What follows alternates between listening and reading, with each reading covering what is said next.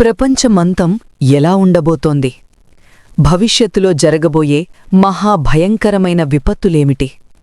బైబిల్లో అత్యంత రహస్యమైన, భయానకమైన మరియు ఎవ్వరికీ సులభంగా అర్థం కాని పుస్తకం ప్రకటన గ్రంథం. దీనిని గ్రీకులో అపోకలిప్సిస్ అంటారు. అంటే ముసుగు తొలగింపు లేదా తెర తీయడం అని అర్థం. చాలామంది దీనిని చూసి భయపడతారు, కాని ఇది భయపెట్టే పుస్తకం కాదు. ఇది యేసుక్రీస్తు విజయాన్ని చాటి చెప్పే పుస్తకం. ఈరోజు మనం ఈ డిజిటల్ సిరీస్ ద్వారా ఆ రహస్యాలను పూర్తిగా డీకోడ్ చేయబోతున్నాం. ఈ వీడియోలో మనం ప్రకటన గ్రంథం 1వ అధ్యాయం నుండి 3వ అధ్యాయం వరకు తెలుసుకుందాం. క్రీస్తు శకం 95వ సంవత్సరం. అప్పటి రోమా సామ్రాజ్యం క్రైస్తవులను కైసరీ ప్రభు అని మ్రొక్కాలని బలవంతపెడుతోంది. రోమా చక్రవర్తి డొమిటియన్ క్రైస్తవులను హింసిస్తున్న ఆ కాలంలో యేసుక్రీస్తు గురించి సాక్ష్యమిచ్చినందుకు అపోస్తలుడైన యోహానును చంపాలని మసిలే నూనెలో వేశారు. అయినా యోహాను చనిపోలేదు. అతన్ని పత్మాసు అనే నిర్జన ద్వీపానికి పంపారు. అటువంటి చీకటి సమయంలో అక్కడొక ఆదివారం రోజున యోహాను ప్రార్థిస్తుండగా ఒక గొప్ప స్వరాన్ని విన్నాడు. ఆ స్వరం అనేక జలముల ఘోషవలే, ఒక బూరవలే ధ్వనించింది. ఆయన వెనక్కి పెరిగి చూడగా 7 సువర్ణ దీపస్తంభాల మధ్యలో ఒక తేజోమయుడైన వ్యక్తిని చూశాడు. యోహాను చూసింది సువార్తలలో మనం చదివే సాత్వీకుడైన యేసును కాదు. ఆయన కళ్ళు అగ్ని జ్వాలలవలే ఉన్నాయి. ఆయన పాదాలు కొలిమిలో పుటము వేయబడిన అపరంజివలే ఉన్నాయి. ఆయన నోటి నుండి 2 అంచుల గలవాడి అయిన ఖడ్గం వస్తోంది. ఆయనే మృత్యుంజయుడైన మహిమపరచబడిన యేసుక్రీస్తు. ఈ దర్శనంలో ఉన్న ప్రతి వస్తువుకు ఒక లోతైన అర్థముంది. ఈ 7 దీపస్తంభాలు ఆసియాలోని 7 చారిత్రక సంఘాలకు సాదృశ్యం. యేసుక్రీస్తు కుడిచేతిలో ఉన్న 7 నక్షత్రాలు ఆ సంఘాల దూతలకు లేదా నాయకులకు సాదృశ్యం.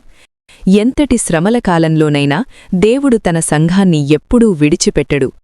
ఆయన ఎల్లప్పుడూ వారి మధ్యనే సంచరిస్తున్నాడు అని ఈ దర్శనం మనకు స్పష్టంగా తెలియచేస్తోంది.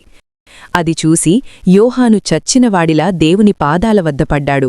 అప్పుడా స్వరమన్నది, నేనే మొదటివాడను, కడపటివాడను, జీవించువాడను, మృతుడనైతినిగాని ఇదిగో యుగయుగములు సజీవుడనై ఉన్నాను. మరియు మరణము యొక్కయు పాతాళ లోకము యొక్కయు తాళపు చెవులు నా స్వాధీనంలో ఉన్నవి. యేసుప్రభు యోహానుతో ఇలా చెప్పారు, నీవు చూచుచున్నది పుస్తకంలో రాసి 7 సంఘములకు పంపించు. ఆ 7 లేఖలు కేవలం కాగితాలు కావు, అవి ప్రతి క్రైస్తవుని హృదయాన్ని తట్టిలేపే హెచ్చరికలు. ఆ ప్రయాణం ఇలా మొదలైంది.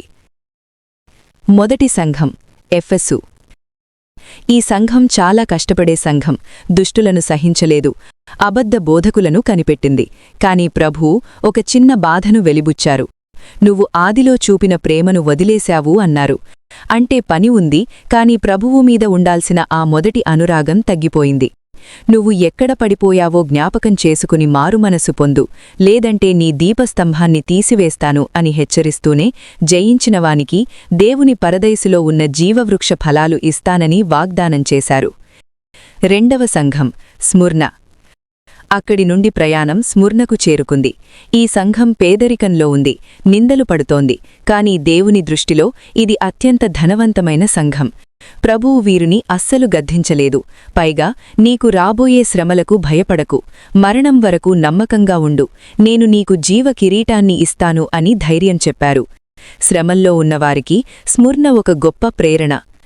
తరువాత పెర్గము సంఘం. ఇక్కడ సైతాను సింహాసనమున్న చోటు. అంతటి కష్టకాలంలో కూడా వీరు ప్రభువు నామాన్ని గట్టిగా పట్టుకున్నారు. కాని ఇక్కడే ఒక చిక్కు వచ్చింది. వీరు లోకంతో రాజీ పడ్డారు. బాలాము బోధను అనుసరిస్తూ విగ్రహార్పితాలు తింటూ అపవిత్రతకు చోటిచ్చారు. మారుమనస్సు పొందుము, లేకపోతే నా నోటి ఖడ్గముతో యుద్ధం చేస్తాను అని ప్రభువు హెచ్చరించారు. జయించినవానికి దాచబడిన మన్నాను, ఒక తెల్లని రాతిని ఇస్తానని సెలవిచ్చారు. నాల్గవ సంఘం తుయాతిర. ప్రయాణం ముందుకు సాగి తుయాతిరకు చేరుకుంది.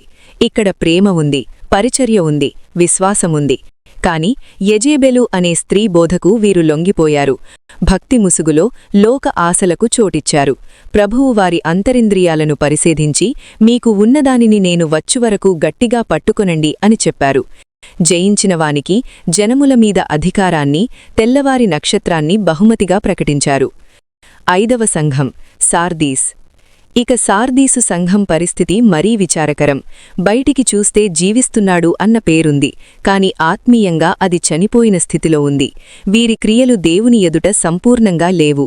మెలకువగా ఉండు, నీకు మిగిలి ఉన్న కొద్దిపాటి ఆత్మీయతను బలపరుచుకో అని ప్రభువు హెచ్చరించారు. అయితే అక్కడ కూడా తమ వస్త్రాలను అపవిత్రం చేసుకోని కొందరు ఉన్నారు. జయించిన వారికి తెల్లని వస్త్రాలు ధరింపచేస్తానని ప్రభువు వాగ్దానం చేశారు. 6వ సంఘం ఫిలదెల్ఫియా. అక్కడి నుండి ఫిలదెల్ఫియాకు వెళితే అక్కడ ఒక అద్భుతమైన దృశ్యం కనిపిస్తుంది. ఇది చిన్న సంఘమే, కాని ప్రభువు వాక్యాన్ని నమ్మకంగా గైకొంది. అందుకే ప్రభువు వీరి ముందు ఎవ్వరూ వేయలేని ఒక తలుపును తెరిచి ఉంచారు. వీరికి ఎటువంటి గద్దింపు లేదు. నీకు కలిగిన దానిని గట్టిగా పట్టుకో, ఎవడూ నీ కిరీటాన్ని అపహరించకుండా చూసుకో అని చెప్పారు. జయించిన వానిని దేవుని ఆలయంలో ఒక స్తంభంగా చేస్తానని వాగ్దానం చేశారు. 7వ సంఘం లవోదికయ. చివరిగా లవోదికయ.